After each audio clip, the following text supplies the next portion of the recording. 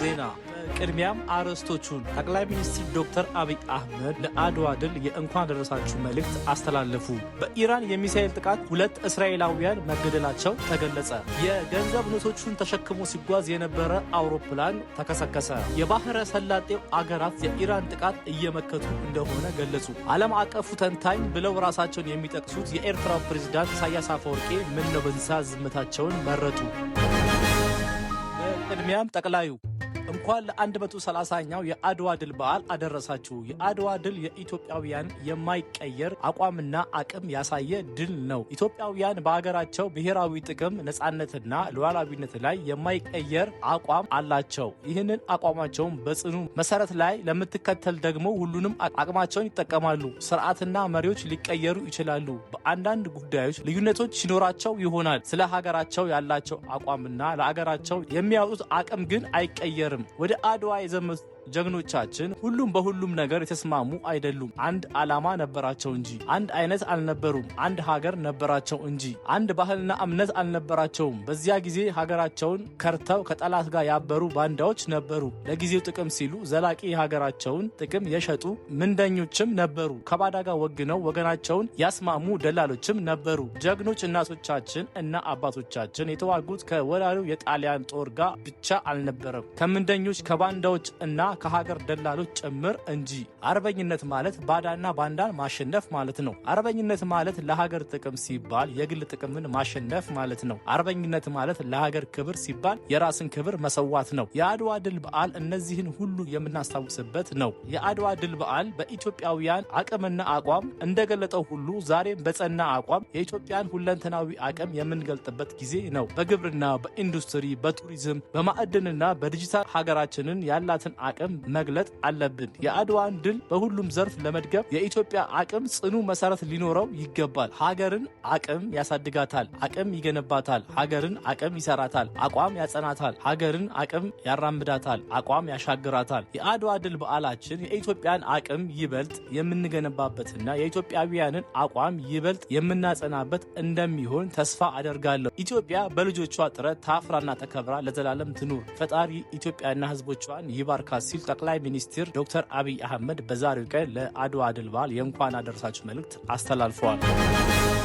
በቀጣይ በኢራን የሚሳኤል ጥቃት 2 እስራኤላውያን መገደላቸው ተገለጸ። ኢራን በፈጸመችው የአጸፋ የሚሳኤል ጥቃት 2 እስራኤላውያን መገደላቸው ተገለጸ። የእስራኤል መከላከያ ቃል አቀባይ ኤፊ ደርፊን የአየር መቃወሚያ መሳሪያችን ጠንካራ ቢሆንም ፍጹም አይደለም ብለዋል። እስራኤላውያን የሚተላለፍላቸውን ትዕዛዝ ተከትለው ከምድር በታች በሚገኙ መጠለያዎች እንዲቆዩ አሳስበዋል። የኢራን መከላከያ ክፉኛ እንደጎዱ የተናገሩት ቃል አቀባዩ ከአሜሪካ ጋር የከፈቱት የተቀናጀ ጥቃት እንደሚቀጥል አስታውቀዋል። ሁለቱ አገራት ኢራን ላይ ጥቃት ከከፈቱ በኋላ 456 ሰዎች ተጎድተው ሆስፒታል እንደገቡ እና 86 የሚሆኑ በጽኑ ህሙማን ክፍል እንደሚገኙ ቃል አቀባዩ ገልጸዋል። በቀጣይም ኤርትራ በመካከለኛው ምስራቅ እየነደደ ያለው እሳት ወደ ቀይ ባህር ዳርቻ ተሻግሮ እኔንም ሳይጠብሰኝ አይቀርም በሚል ስጋት ሽማግሌው ከአስመራ ቤተ መንግስት ወጥተው ዳገትና ቁልቁለት መያዛቸው ይነገራል። በተለይ ከኢራን ጋር ያላቸው ጥብቅ ግንኙነትና ለሁቲዎች የሚሰጡት ድጋፍ የዓለም ሀያላን አይን ውስጥ ስላስገባቸው በለፈለፈ በአፍ ይጥፉ እንዳይሆንባቸው ክፉኛ ተሸብረዋል። የአካባቢው ፖለቲካ እንደ ቼዝ ቦርድ ሲገላበጥ፣ እሳቸው ግን ንግግር ወርቅ ነው የሚለውን ትተው ዝምታ ለህይወት ነው በሚል ድምጻቸውን አጥፍተዋል። ቀድሞ በቲቪ መስኮት ብቅ እያሉ ዓለምን ይተነትኑ የነበሩት ሰው ዛሬ ግን የራሳቸው ጥላ እንኳ አስፈርቷቸው የቀበሩ ጉድጓድ ውስጥ መደበቅ መርጠዋል። በመካከለኛው ምስራቅ የሚወረወሩት ሚሳኤሎች አቅጣጫቸውን ስተው አስመራ ላይ እንዳያርፉ ፕሬዝዳንቱ ስልካቸውን አጥፍተውና ኔትወርክ በሌለበት ተራራ ተሸሽገው የመጨረሻውን ሰዓት በጭንቀት እየጠበቁ ነው። የኢራን ድሮኖችም ሆኑ የቀይ ባህር ሞገድ ዛሬ ለሳቸው ዋስትና ሊሆኑ አልቻሉም። ይልቁንም የፍርሃታቸው ምንጭ ሆነዋል። ጀግንነቱና ተንታኝነቱ ቀርቶ ዛሬ ግን እንደ ማንኛውም ስደተኛ በሀገራቸው ከጥይትና ከሚሳኤል ለመዳን ድብብቆች ላይ ናቸው።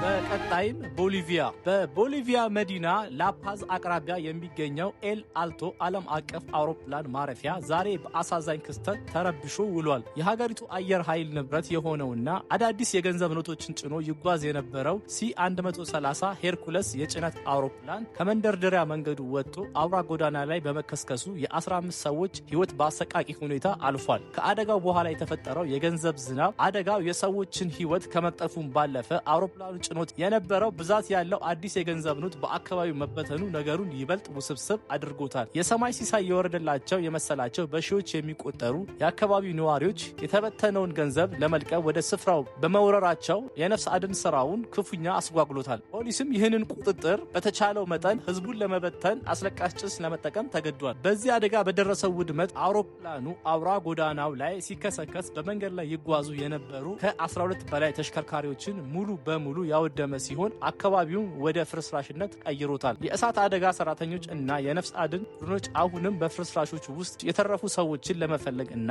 አስክሬኖችን ለማውጣት ከፍተኛ ጥረት እያደረጉ ይገኛል። ይህ ክስተት በሀገሪቱ ከፍተኛ ድንጋጤ የፈጠረ ሲሆን የአደጋው መንስኤ በዝርዝር የተጣራ መሆኑ ተገልጿል። የባህረ ሰላጤው አገራት የኢራንን ጥቃት እየመከቱ እንደሆነ ገለጹ።